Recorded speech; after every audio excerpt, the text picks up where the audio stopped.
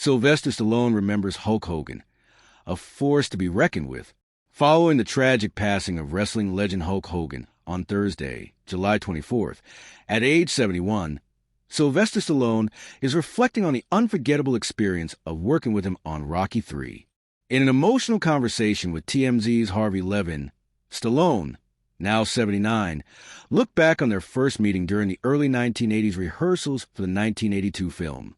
It was then that Hogan, still in the early stages of his career, made a powerful impression.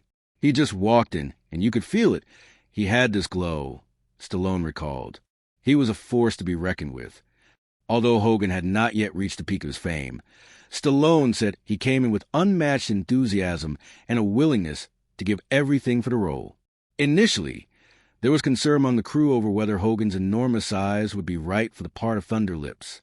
He was around 315 pounds, massive, Stallone noted. Some people thought he was too big for the film. But I said that's the whole point. It's David and Goliath. The bigger, the better. And he showed up in magnificent shape. Stallone also praised Hogan's intelligence, calm demeanor, and dedication. He had this deep, soothing voice.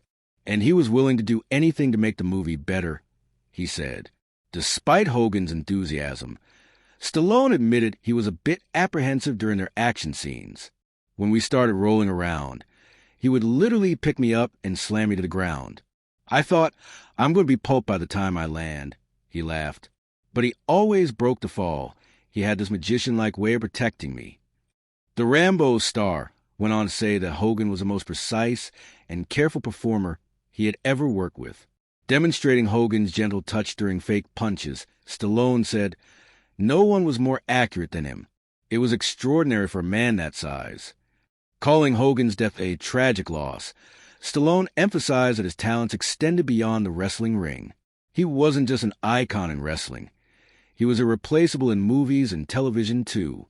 Stallone shared a little-known behind-the-scenes memory from Rocky III that he still remembers vividly. "There's this moment where he's supposed to throw me into the corner, and I fly 6 feet into the air," he said. "The plan was for him to run at me and slam into me. But halfway across the ring, he decides to jump, and I thought, are you kidding me?" Comparing Hogan midair to the white whale from Moby Dick, Stallone laughed and pointed to his shoulder. He landed with his shin bone right here. I thought my collarbone was going to pop out. It's still the hardest I've ever been hit. Stallone said Hogan was horrified afterward, but he quickly forgave him. Say it was a testament to Hogan's unbelievable athleticism. His shin reached my shoulder. That's how high he leaped. He also recalled Hogan's skepticism over the realism of the film's final scene. To prove his point, Hogan unexpectedly threw Stallone off during a chokehold. He was a force, Stallone repeated, at one point during filming. Stallone said Hogan hit so hard that 4 stuntmen had called it a day. I wouldn't say they were unconscious, but they were definitely close.